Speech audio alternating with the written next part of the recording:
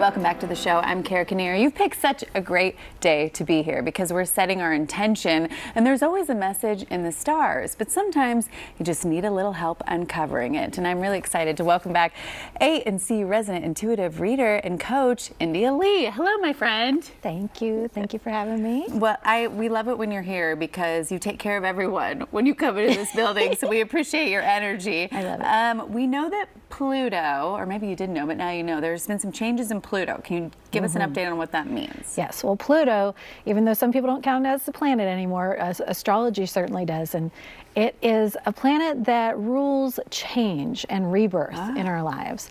And so it's a really influential one. It has moved, and it only moves every couple of decades or so. So it has moved from the energy of Capricorn, which is very serious and structured, into Aquarius. So this is literally the age of Aquarius that we are in. Aquarius energy is all about connecting. It's all about learning. It's all about opening up to the possibilities. Like when you think about the, age of Aquarius, it's like, it's enlightenment. Yes. And so Pluto, this planet about change and rebirth and growth, being in this energy of enlightenment, science and technology, communication and community. Ooh, it's going to be really nice. Our Aquarius is really smart. Yes. Oh, yeah. Okay, They're I have the two in my house, sign. and they're the smartest. Yeah, they're so smart. In the head. I can't keep up with y'all. Oh, yeah. Okay. You can't stop them mentally. Yeah. Yes, they're something. All right. What are the key signs, though, that are affected by this change in Pluto? It will definitely affect all of us, but the four that are going to be most affected are Taurus, Scorpio, Aquarius, and Leo.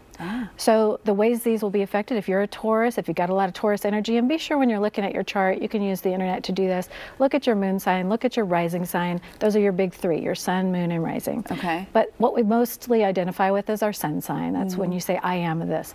Taurus, it's going to affect your relationships. This Aquarius energy is going to change what you want in relationships, how you connect with others. It's going to overhaul your relationships in a good way, although it might not always feel good. Sure. Scorpio, this is going to bring up old emotions that might even be generations old. You're going to be looking at wounds. You're going to be healing. But doing that in a way that is for your growth, for your good.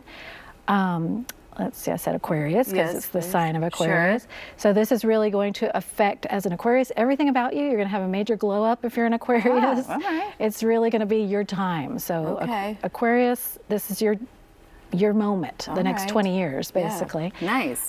And Leo. And Leo. So Leo, this is also about relationships and the way that we relate to others. Taurus, I want to go back. This is also going to affect your work.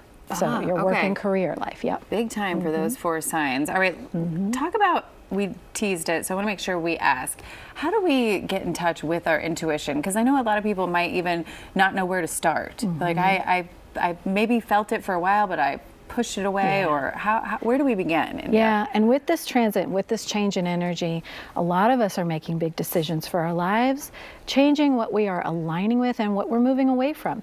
So the main thing you're going to want to listen to is, what is your body telling you? You're going to feel, if you're going to feel discord in your body, that's going to tell you that your mind is disagreeing with your intuition in some way.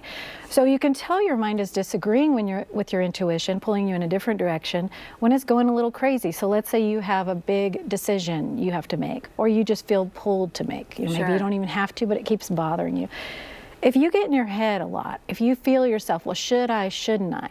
You're constantly sort of in a courtroom in your head, like, this part of me says this and this part of me says, and I don't know which is right.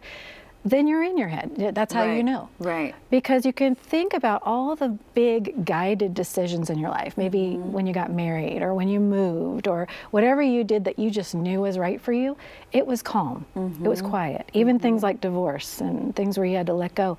You're never going, I don't know. I mean, when it's time. So that guidance is always the quietest voice. And that's why it's important to still the mind, to quiet the mind any way you can. Even if it's in tiny, tiny little doses, because we can always feel like this quieting the mind is impossible.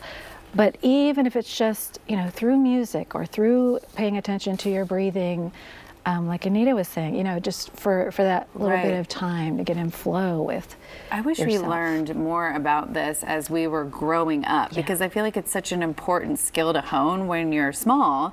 And now we're all trying to play catch up as adults to figure out where we really need to be and find our center. But thank goodness our children are learning it. There are some Yes. great teachers that I've met personally who are in tune with this, and they tell the kids, like, you know, take a minute, get Sure. still, and get. So this next generation will show us how it's done. But yeah, for us 30 and older, 20 and older, we really have to I know. work at it. Well, that's why you're here. Yeah. So we appreciate you. And we're going to do a reading next time. She's coming back in a few weeks because we ran out of time this time. So tell people where they can find you. IndiaLeigh.com, and that's India like the country, and then leigh.com. All right. You're the best. Thank you so Thank much you for being for having here. me. All right. Well.